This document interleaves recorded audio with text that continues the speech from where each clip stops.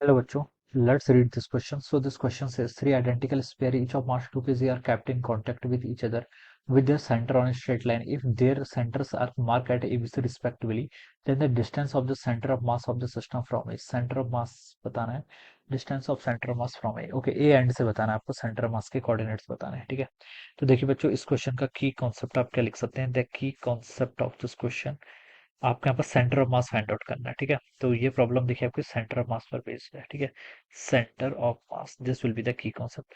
Centre of मास देखिए क्या होता है? सेंटर ऑफ मास देखिए बॉडी का वो पॉइंट होता है, ठीक है, जहां पर हम एज्यूम करेंगे कि whole of the mass of the system is to be concentrated. तीन, यहाँ पर आपके पास तीन आइडेंटिकल स्फीयर हैं, तो हम एज्यूम का आइडेंटिकल है, ठीक है, क्वेश्चन में बोला गया है।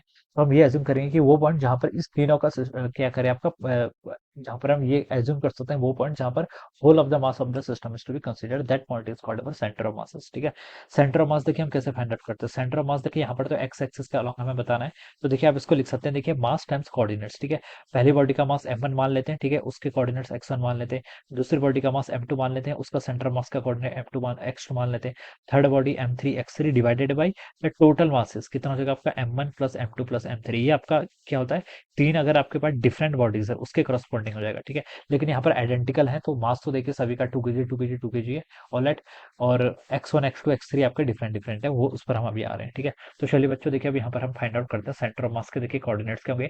पहली बॉडी का मास कितना है? देखिए सभी का 2 kg के इक्वल है, ठीक है, तो 2 kg इंटू कोऑर्डिनेट्स, ठीक है।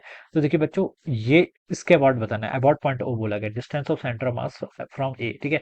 तो इसका देखिए ए का जो सेंटर ऑफ मास है, ये तो उसके सेंटर पर लाई करके, तो इसके कोऑर्डिनेट्स कितना हो जाएगा आपका? 0 के इक्वल, तो आप इसको 0 कर लीजिए। प्लस बी बॉडी का मास कितना है? 2। इसका सेंटर ऑफ मास देखिए यहाँ पर होगा, ठीक, कहाँ पर होगा? यहाँ पर होगा, ठीक है। तो देखिए इसकी जो डिस्टेंस होगी उसको हम कैसे मेजर करेंगे? और ओरिजिन से लेकर, ओरिजिन यहाँ पर ए है, ए के अबाउट फाइंड आउट करना है ना, तो वो ओरिजिन मान लेंगे। तो ए से लेकर बी तक की डिस्टेंस को आप क्या लिख लीजिए? ए भी लिख लीजिए, ठीक है। प्लस आपका थर्ड मास, उसका मास भी आपका 2 kg के इक्वल है। इसका सेंटर ऑफ मास आप ये सी के सेंटर पर एज्यूम कर लीजिए, तो इसके कितने डिस्टेंस होगी?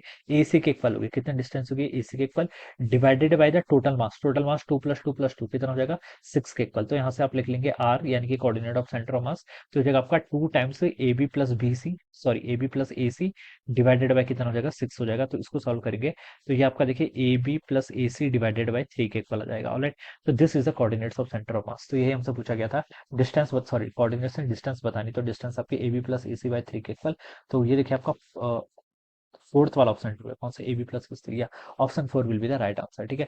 तो क्या लिख सकते हैं? ऑप्शन 4 क्या होगा? इसके करस्पॉन्डिंग आपके यहाँ से करेक्ट आंसर हो जाएगा, alright. This would be the answer of this question. So I hope you all understood this concept. All the best and thank you so much.